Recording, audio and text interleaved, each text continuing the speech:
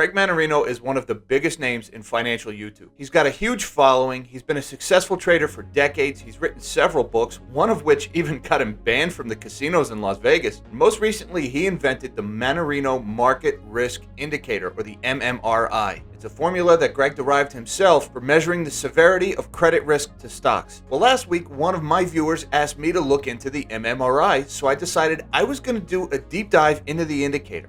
I was going to look at each component of it, look at the trends, and see just how good it was at predicting these market black swan events, such as the global financial crisis and the dot-com bubble bursting. And that's when I realized something. First, the MMRI is a really good indicator, and it clearly shows that Greg Mannarino's mind operates at a higher level than the rest of us.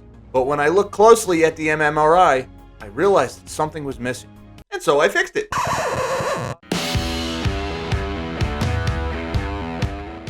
What's up, guys? I'm nobody special. And last week during my live stream, I got this question from Cheeseburger. Now, Cheeseburger is one of those melon heads that's been with me since the beginning. He's always supported the channel. And when he asked me about the MMRI, I didn't have an answer for him because I've never looked that closely at the indicator. So I decided I was going to do this deep dive into the MMRI, look at all the factors that are involved in it, and see just how good it really is. And when I got into it, I was not disappointed at all. So first of all, Cheeseburger, thank you for your continuing support of the channel, and thank you for the great idea for this video. This stuff is great. Now, first things first, what is the MMRI? Greg Mannarino came up with this indicator, and he calculates it this way. First, he takes the dollar index, or the Dixie. Now, that is the strength of the US dollar as measured against other currencies, namely the euro, but also the Canadian dollar and a lot of others. And he multiplies that times the yield on the benchmark US 10-year Treasury. That is basically the interest rate that all other interest rates are judged by. So I can kind of see where Mannarino is going here. He's taking the strength of the currency that's owed times the interest rate that's owed on that currency. And then he's dividing it all by 1.61. Now, you might be saying, 1.61? Nobody, what gives?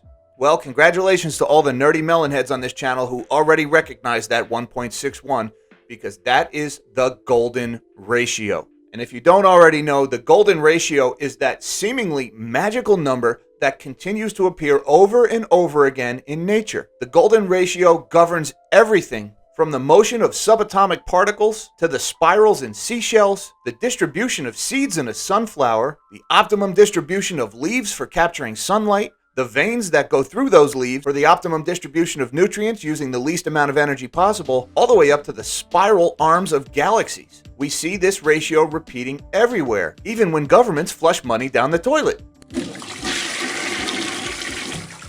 And since we're talking about an economy going down the drain here, I think I'm going to leave that in there. The golden ratio can even be found in the length of the knuckles on your fingers, which coincidentally you could also use to smash the like button for the YouTube algorithm. And why not subscribe to my channel while you're at it? And the fact that Mannarino recognized that and put that in the denominator of this calculation is a testament to the way Mannarino's mind works. So now that we know how the MMRI is calculated, let's take a look at what those levels mean. Anything of 50 to 100 is considered low risk. 100 to 200, moderate risk. 200 to 300 is high risk. 300 and above is considered extreme risk. So that may have you asking, well, what is the MMRI right now? Well, as of the making of this video, the MMRI stands at 107, which is moderate risk according to the Mannarino indicator, but just barely moderate risk. It's actually right on the edge of low risk. Now, does this feel like a market environment that's low risk to you? This told me that there's something missing in the calculation. So I noticed on Mannarino's website that he listed what the MMRI was during some previous black swan market events.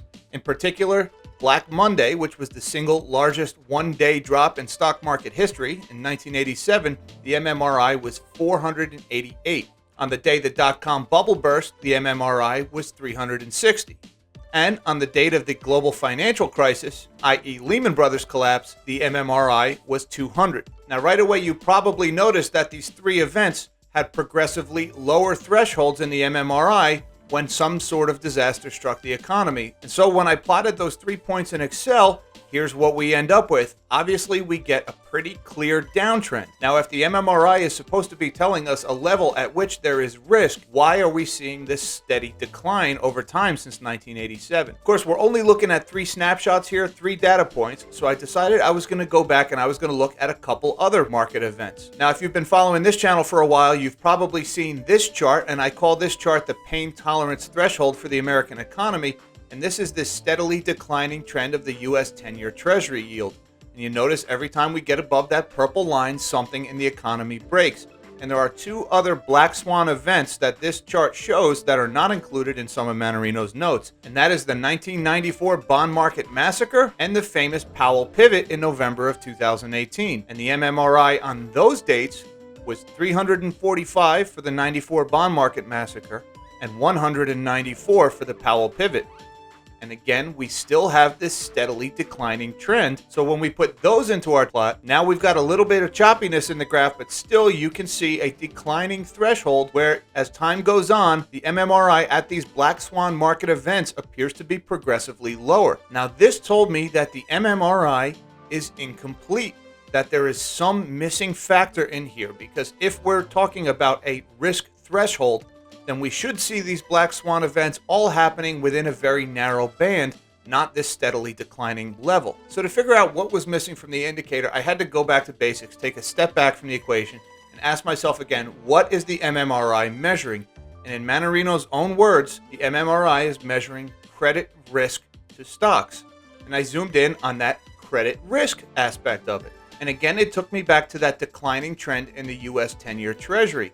And why does that U.S. Treasury have this declining trend where above this threshold something breaks and that threshold keeps getting lower? Well, that's because the mountain of debt in the United States continues to grow at every level, both public and private. So then it dawned on me, how can we have an indicator that measures credit risk to stocks if nowhere in the equation are we asking how much credit is there? And that's what I realized what this calculation was missing. It's missing a multiplier for the debt. Considering the fact that the higher the debt loading, the higher the risk should be, that tells me that debt belongs in the numerator of this equation. Now we ask ourselves, what is the strength of the currency?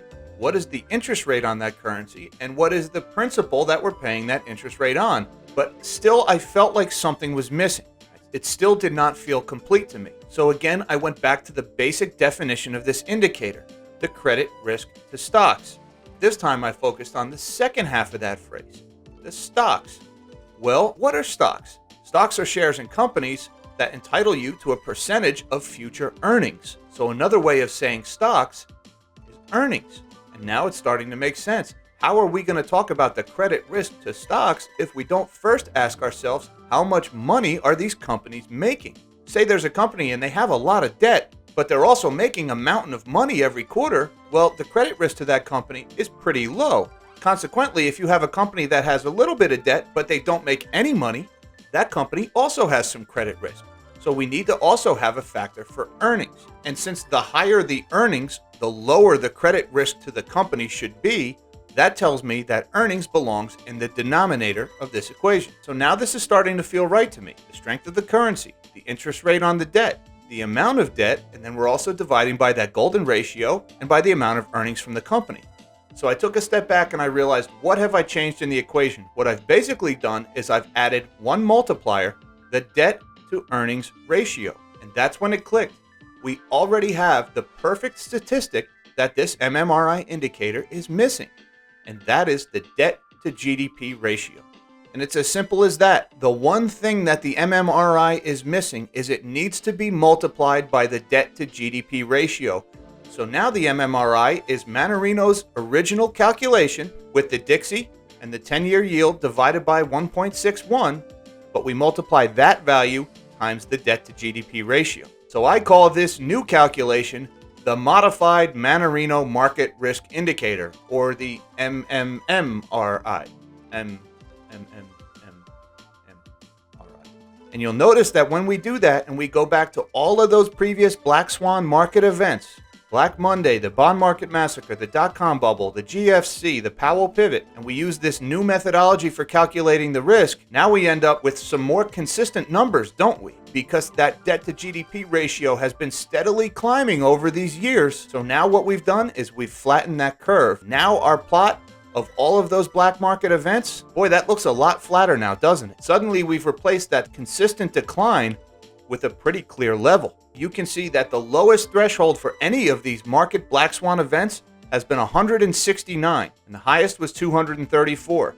Now that is a much narrower band than the previous 194 to 488 range of these black swan events. So you might be asking yourself, okay, Jack, so what is the MMRI today?